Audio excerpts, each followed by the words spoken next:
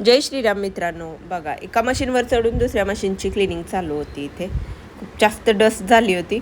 मला तर इथं काही वरती चढून काही करता येत नव्हतं. मग शुभमच सर्व करत होते. इथं मला जेवढं पॉसिबल होतं तर तेवढं मी करत होते. इथे जे आहे ते कबड्डच्या वरतीसुद्धा डस्ट होता. हा डस्ट जो आहे तो फक्त कपड्यांचा आहे. हा जो मशीन आहे मोठा, त्याचा पाईप एक असतो, आउटलेट बाहेर काढायचं असतं, त्याच्यामुळे डस्ट होत नाही. पण आम्हाला त्यावेळी जेव्हा मशीन आणली तेव्हा ते लावूया म्हटलं आणि ते विसरूनच गेलं. तो मशीन तसा पण आम्ही जास्त यूज नाही करत, पण कामासाठी पावसाळ्यात वगैरे यूजला येतो तो मशीन. इथं जे आहे ते एकदम मस्त सफाई चालू आहे काटेकोरपणे.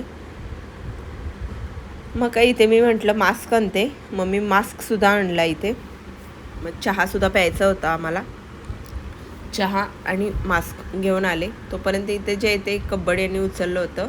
कब्बड उचलून त्याच्या खाली वगैरे बॅक साईडला वगैरे काही धूळ वगैरे आहे ते सगळं क्लीन करत होते.